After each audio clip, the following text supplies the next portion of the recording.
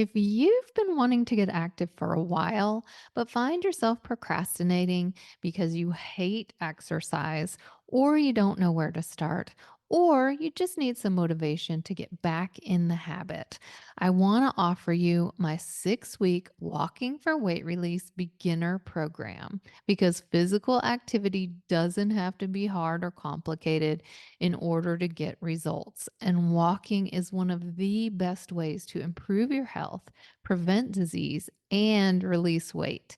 With the 6 week Walking for Weight Release program, you'll learn exactly where to start and how to build up gradually from there. You'll get everything you need to plan your routine, set goals, track your progress, and stay motivated.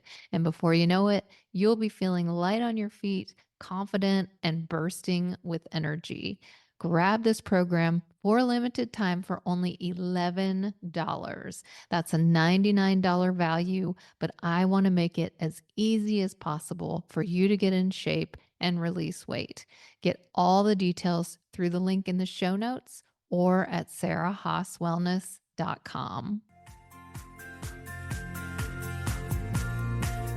Welcome, beautiful soul. You're listening to the Boss Body Podcast, where we empower busy women in midlife, menopause, and beyond with the tools they need to release weight, physical, mental, and emotional, to create the vibrant, healthy life they deserve. If you're successful in so many areas of your life, but you struggle to give yourself the same love and care you offer everyone else, you've found your community. I'm your host, Sarah Haas, women's weight release and body love coach, and I'm here to help you age radiantly, feel good in your body, and live a joyful, energized life now and for decades to come. Hi, everybody. Welcome. You are listening to the Boss Body Podcast. I'm Sarah Haas, and I am so honored that you're here today. I know that a lot of my listeners are in that midlife, perimenopause, and menopause and beyond phase. And I love having conversations around this because I don't feel like it's talked about enough. And yet 50% of the world population goes through it. And I have an amazing guest on today. She is Jenn Pike. She's a medical exercise specialist, a functionally integrative diagnostic nutritionist, and she specializes in women's health and hormones. She's also the best-selling author of 3 books, including The Simplicity Project, The Simplicity Kitchen, The Simplicity Body, and she's on the advisory board for Strong Fitness Magazine, and she's also the host of the Simplicity Sessions podcast, which is ranked in the top 1% of podcasts in the world. So she is absolutely an expert on dealing with all of the different parts and pieces of this phase of life, including the physical, the mental, the spiritual, and the emotional. And she's here to talk all things menopause. Jenn, thank you for being here. I am thrilled to have you. Oh, thanks so much for having me. I'm looking forward to our chat today. Yeah. So I wanted to start out talking about the elephant in the room, which is whenever you hear the word menopause, everybody kind of freezes up and you kind of think, oh, it means you're going through the change, you're on the downhill slope, and men don't know what to do with that word, and women are embarrassed or don't want to talk about it. And I've been very outspoken in that I am 52, I am postmenopausal, and I feel amazing. And I'm loving this stage of life. And I wanted to have you on to kind of speak to that because so many of us start dreading these years or are in it and aren't feeling our best. Maybe we don't feel good about our bodies. Our health may not be the best. But first of all, can you just talk a little bit about this phase of life and how we're feeling about it mentally and emotionally and how we could maybe reframe that a little bit? Yeah, I mean it's a lengthy period of time that I know most women don't really understand that piece of it because for most of us, growing up, if you're in your 40s, your 50s, maybe even your 60s listening to this, our mothers were not vocal in having conversations about this, right? It was something that you just kind of suffered with behind closed doors. And some women say that they moved through it with, quite a lot of ease, and other women say, like it wrecked me. I felt like I was having a nervous breakdown, hot flashes, and not feeling like myself. And so this generation of women who are experiencing perimenopause and menopause right now, we're really the generation that's breaking down a lot of the barriers and a lot of the walls and a lot of the stigma and embarrassment and fear. And there's a lot that is going on. So when we talk about the length of time, I mean, if you look at the latest data and the literature and information, it really classifies perimenopause as a period of time that can be anywhere from 8 to 12 years in a woman's body, starting ovarian decline, typically somewhere between the age behind the scenes of 35 to 38, definitely by the early 40s. And most women throughout their 40s, this is when they're going to start to kind of sit in this in between of like something's changing, and just saying things like it's my hormones feel out of whack, not necessarily thinking it's perimenopause because I'm 45, so I'm in my mid 40s, and I've been teaching and talking about women's health my whole life essentially. So nothing really kind of surprises and shocks me, but for so many women they're like, "Oh, I'm too young for that. Like that's not what's happening." And so because we've grown up with a lot of the stigma that when you go into menopause you're old, right? We think of like being older. We think of our grandmothers. All of a sudden you get to an age, it's just like when you're 20 and you think, oh, when I'm like, at 40, and in 40 you think that's old. And then you hit 40 and you're like, I am young and thriving. And then you start to think of like 70 or 80 as being older. So we keep moving the needle forward. But then we arrive at this time in our life and we're like, what is actually happening? And so I think the first part is for women just to understand that there is a very different runway for all of us. And some of us are going to move through it quicker, some are it's going to go a little slower. When you actually start to notice the physical, mental, and emotional symptoms of perimenopause, you move through different stages. So in the beginning, it may just be that you're like, my mood, like I'm a little bit crankier and have no patience. And little things that never used to bug me, oh my gosh, they bug me so much now. And that can oftentimes be the first thing. Changes in our cycle, changes in the quality of our sleep, changes in our body composition. So, a lot of these things in the beginning, they're kind of easy for us to be able to excuse off or to try to, find just a simple supplement or something to do to essentially try to make them go away. Then, as we get into that later stage of perimenopause, coming into really the last couple of years of when we are cycling and when we're having a period that are bringing us closer to menopause, this is when you're like, like you're like, I'm almost there. And you're really just waiting for that full 12 months when you no longer have your bleed. And then, you are now considered menopause is that day and you're postmenopausal moving forward. It's a lot to reconcile for us as women when so many women's story is, I haven't changed anything, but everything has changed. And so when we talk about the mental, emotional, reality of what happens when we go through this, I think it's threefold. I think the first part is when you didn't grow up educated or connected to your body, like most women, we weren't taught about everything that was going to happen from a young age. You innately start to build this level of disconnection that you probably don't even realize is there. Because when you talk to people about that, they're like, how could I be disconnected from a body I live in every day? Right. And we notice what we notice, then we kind of just move on.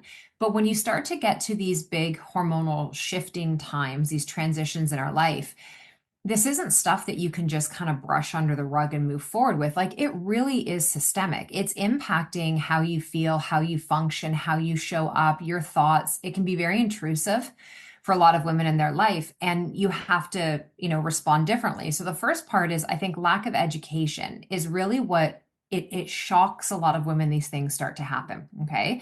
And then the second piece of it is we are in an information overload era right now. So nobody can say, I don't know where to access information. I don't know how to, like from a free perspective as well, too. I mean, you and I are doing it right now. Podcast, audiobooks, Instagram, people's blogs. There's so many resources out there that it is very overwhelming for that woman who is already overwhelmed because everyone is saying to and who's saying there's always a variation. And so women are really just like trying to follow a set of rules that don't really exist. So they're overwhelmed and trying to DIY a whole bunch of different things for short periods of time and feeling like nothing is working. And then the third part of that is that, when you don't maybe have a primary care practitioner, a doctor, an OBG, a naturopath, somebody functional who is really supporting the questions you're asking, helping to educate you about your individual body, validating how you're feeling, and creating a supportive protocol, that woman who may be moving through these transitions, she is just feeling lost. So it's on the mental and emotional side of perimenopause and menopause, it is this kind of like, you know, crashing walls of energy that start to come together. And I think that for a lot of women, it can be very challenging, depending on your environment, to move through this feeling as good as you would like to. And what I mean by that is, everybody's heard the saying, like, you're the sum of the five people you spend the most time with, they have a huge impact on your life. So if you're a woman that is spending time with other people who, are gaslighting symptoms, they're just like, this is shitty, like, let's just have another glass of wine to get over this. Everything is negative, negative, negative about what's happening in their body. It's really hard to tread above that and to stay positive. So you start to feel yourself getting pulled into that. Conversely, if you are part of a community or a circle of women or people in your life where like that is just not something you share and talk about, so many women just suffer, on their own. So there's a lot to unpack there. And I think too that, you know, we're at a time in our life when we're going through arguably the greatest hormonal shift outside of pregnancy that we will ever experience in our life, much longer than pregnancy and postpartum. And there's also so much happening in life. So, for a lot of women, if they're mothers at this same time, their children are growing and they're, maybe leaving the home and going off to college, university. Their parents are aging. Maybe their marriage dynamics are changing. Their energy and their resiliency, their capacity may not be the same. So there's a lot of different factors. And where I sometimes get frustrated is that we keep making the conversation around estrogen and progesterone, and we keep talking about the sex hormones, but we're not talking about the systemic impact that's going on, not just physically, but like the woman's life as a whole and how that's impacting her. That's so true what you say about, I liked the way you put it, crashing walls of energy. I can so relate to that because you are feeling all these things, these physical symptoms, these, emotional symptoms, like you said, maybe, irritable and just not feeling your best or feeling tired. And I remember going through all that and reaching out to help from my OBGYN and him saying, "Yep, that just comes with aging, and there's no magic pill. I wish there was." And what my wife does is she takes an anti-anxiety pill, and we call it her chill pill. And then she goes off and takes a little rest. And then when she comes out, she feels better. So we're not getting support, we're not getting help. And then we're trying to search for the information, but like you said, it's overload. There's so many things. There's so much stimuli coming at us. And plus, on top of all that, I have two kids in college. I'm an empty nester this year for the first time. And I'm also divorced 10 years now. So that was happening all during those perimenopausal years. And I know a lot of women, they're changing careers or retiring or caring for aging parents and doing so many things.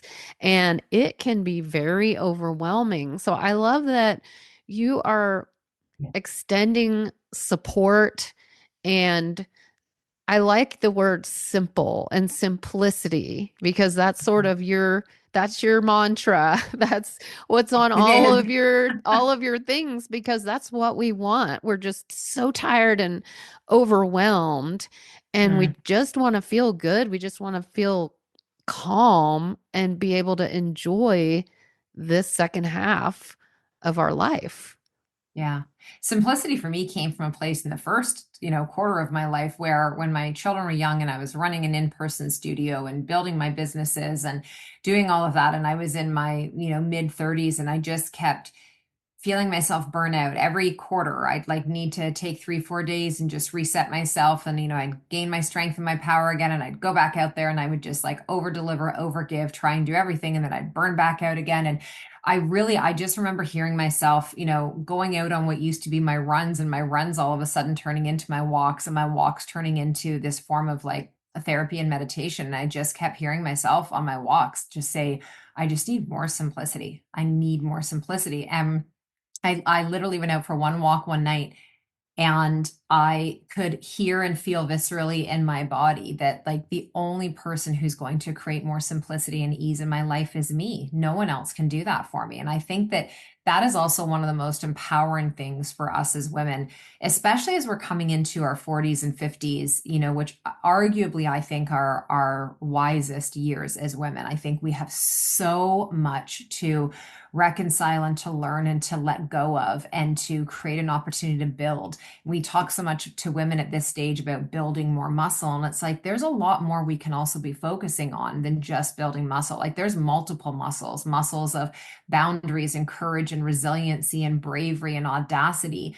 And, those also hold a currency. So, yes, building more muscle has metabolic currency and is going to help us in that way. But all of those other things I just talked about are going to help you to literally like reroute yourself as a woman and be able to stand on your own 2 feet and have better discernment and choose like what is a yes for me and what is like absolutely freaking not. Like I'm not doing it anymore. I'm not saying yes to that anymore. I'm not participating.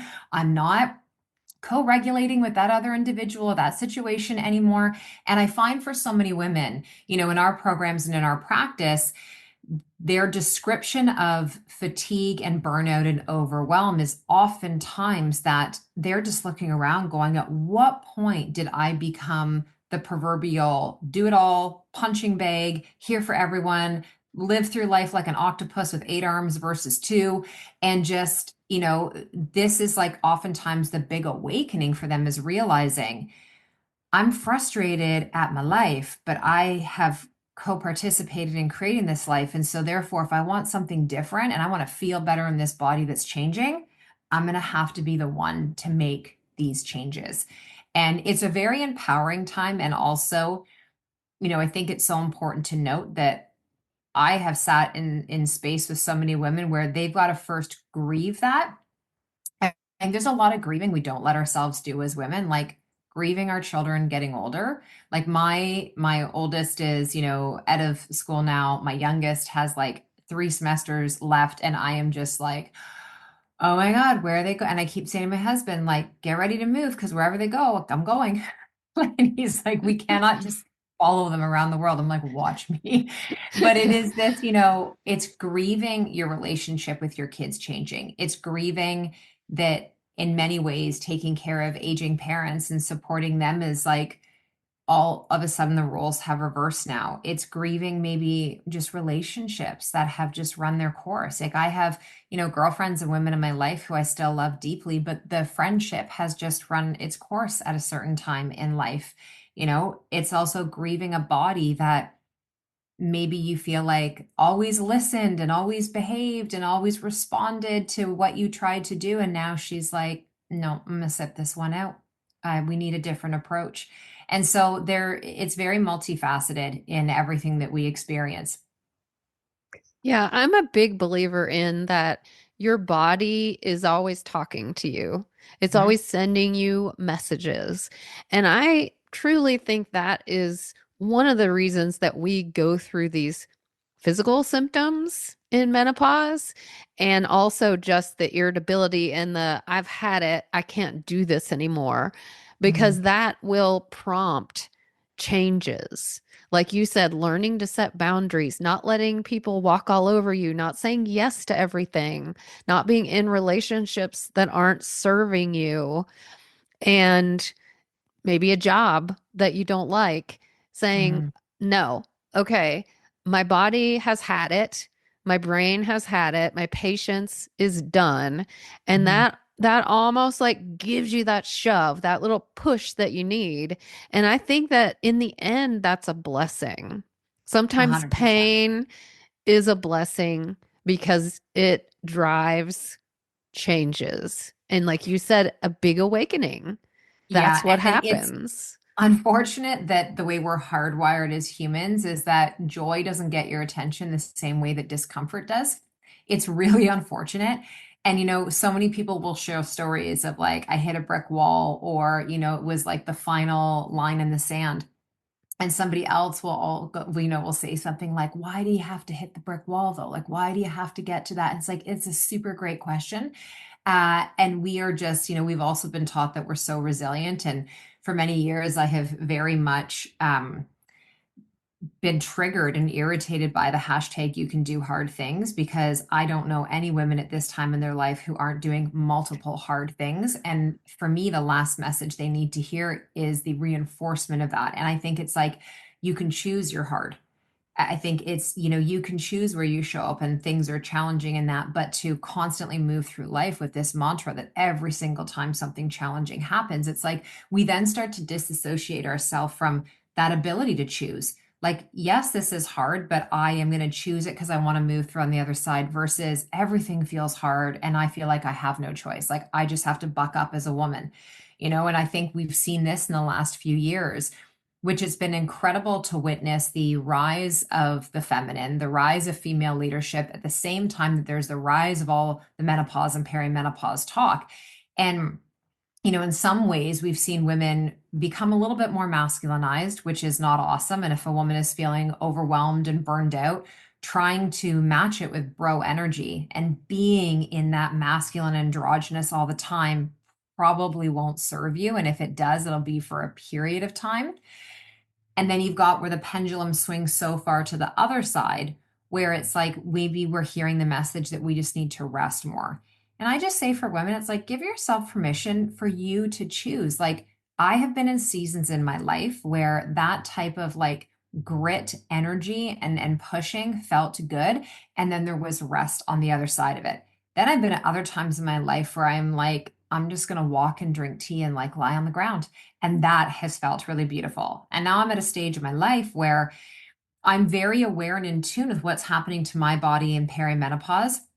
And I really just follow her lead. So I live life a lot more cyclically now. And there are some days when I just have all this energy and I really want to build and I want to create and I want to innovate. And I do that. And then I have other days where my body is like, sit your butt back down, make a matcha, and like, just be bored. And I'm like, okay, that sounds fabulous. So I think it's also like we have to really learn how to give ourselves the permission slip instead of waiting for someone else to do it. I think that's really important because a lot of us have sort of followed that masculine model because we saw the men being successful and being the CEOs and the leaders and making money. And we sort of looked at that and thought, okay, well, that's the way to do it. So I Yeah. have to just like push through. I just have to, if I'm tired, too bad. If I'm menstruating, too bad. If I just had a baby, oh well. This is what you have to do in order to have the life that you want, whether that's the business, the family, whatever. You have to just push and strive. And Mhm. I love that there is this feminine movement of embracing the yin. We're trying to force that yang all the time, but we Yeah. are a mixture of the two, Yeah. and embracing that we can lean in to that feminine energy and balance it with the masculine, and that will serve us in the best way Mhm. and Yeah, honor absolutely. our bodies and our minds. Yeah. Well, this is the key word right there is honor.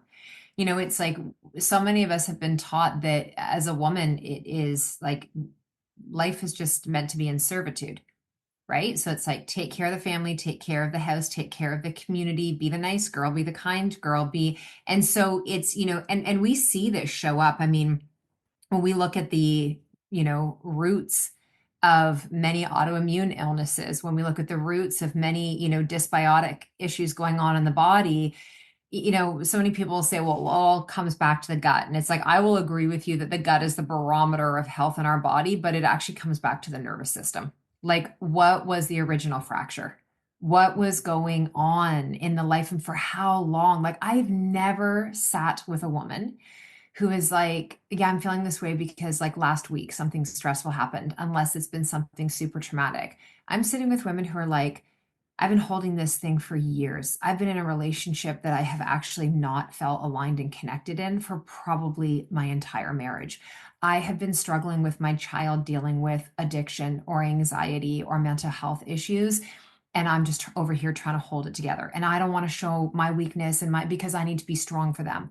I am dealing with, I had to be the parent for my parents. I like every woman has, something that she has gone through or she has had to show up in a way in her life where it's almost like here's your assignment, here's your role. And I really do believe we all come into this lifetime with a sacred contract, of what our purpose is here. But then I also believe that there are things that happen along the way that none of us would have signed up for had we known. Like if we had been able to read the four font fine print in it, and yet here we are and something happens. And as humans, I mean, our bodies are so brilliant, but we as a whole are so brilliant. And it's incredible how you can witness someone who is actually struggling quite a lot be able to just wrap that up and accessorize it in a really beautiful outer package where you would never know what is actually going on. And what I see in this transition to menopause and post for women is it's like things start to unravel for some. Yeah.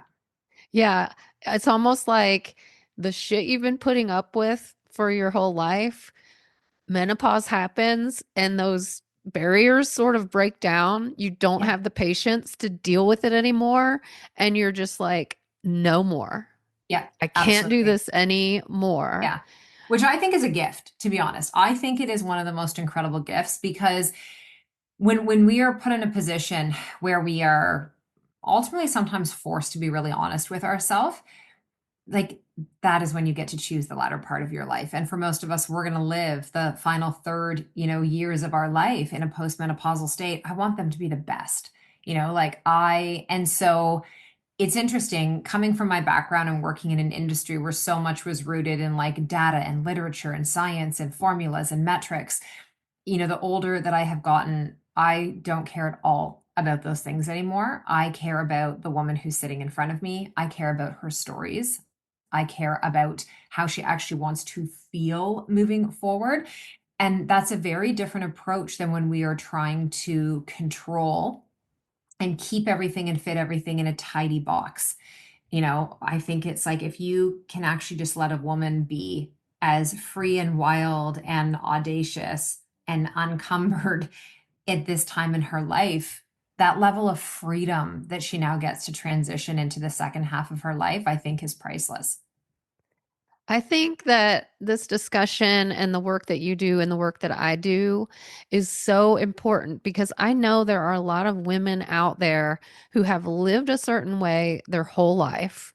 And they Mhm. think this is just how I am and this is just how life is. And they will continue to do that all through menopause and through the rest of their lives. Their Yeah. physical health will probably decline, their mental health will certainly decline.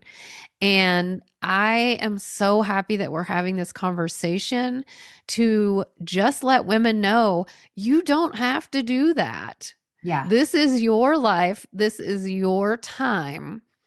And your body, these symptoms are calling your attention Mhm. to putting yourself first, to Yeah. creating self-care, to only doing things that you like and enjoy and having the relationships you like and the home and the job and etc.